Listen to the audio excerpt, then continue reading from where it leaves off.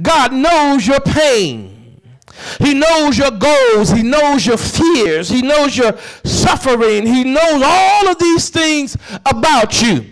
But recognize that God is a loving God. He does not leave you on the stove too long.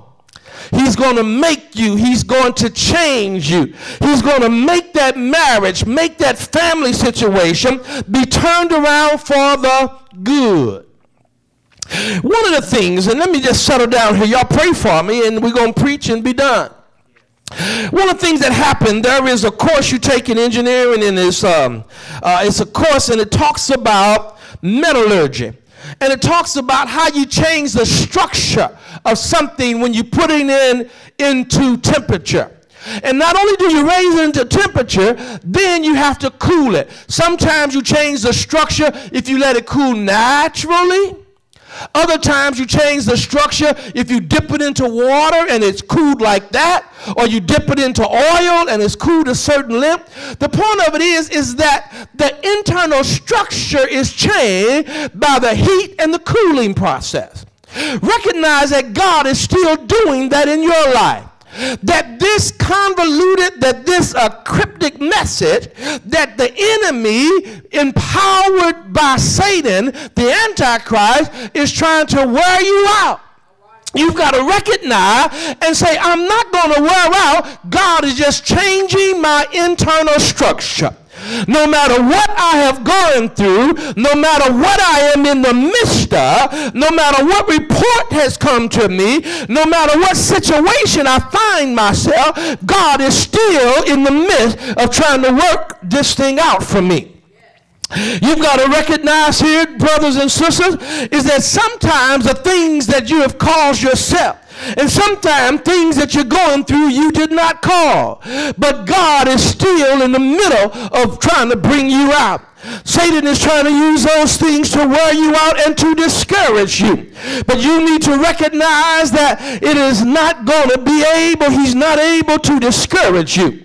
He's not able to make a difference in your life. He's not able to distract you. You've just got to make up in your mind that no matter what, I'm going to be victorious. No matter how long I'm in this situation, I know it is a trick of the enemy because he's trying to wear me out. He's trying to make me discouraged. He's trying to make it seem like I can't make it. That's why when you're trying, amen, the enemy does so much to try to make every step you go forward, he try to push you back. Every time you're trying to do good, every time you're trying to love, when it seems like people are not loving, just one thing after another. Why? Because he's trying to wear you out. He's trying to make the time seem longer. Where you say, I'm ready to come out. Enough is enough. But you got to know that God is still in control.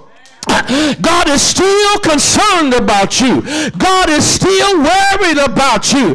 God is loving about you. Don't you know that's what this thing right here is talking about? It says, listen, he's going to try to do that until the time that there's dividing of time and the multiplying of time. What he's talking about, well, he said, listen, I'm going to let Satan run, amen, throughout this tribulation period.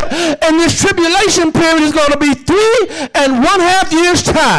He said, but if they endure and if they hold out all the time, talking about this verse here, that's when God says, then I'm going to come and I'm going to be riding over her and I'm going to speak victory.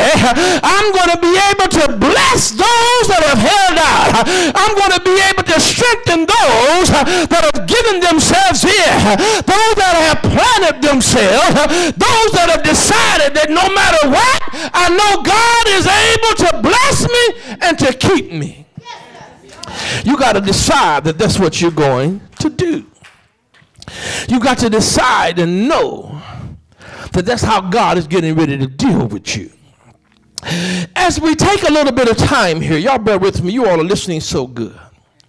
You've got to recognize sometime as we look back through 2013, that all of the obstacles, all of the failures, all of the discouragements, they were nothing more than the attempt of the enemy to come and to discourage you and to wear you out, to where you're wounded, to where you quit, to where you give up.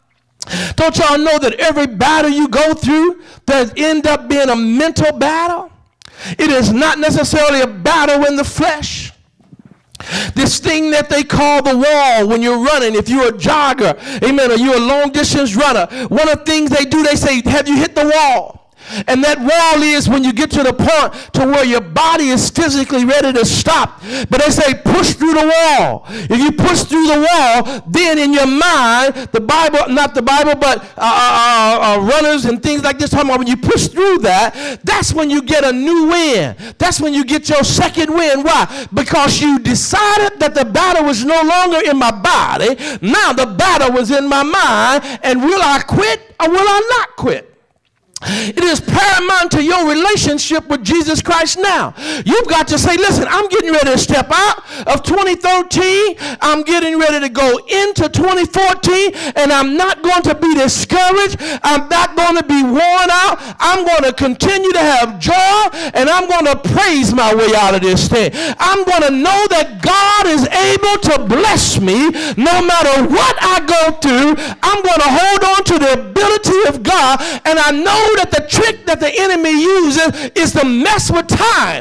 He's going to make it seem like I've been here too long. But don't you know when he makes it seem like that, it's just right for God.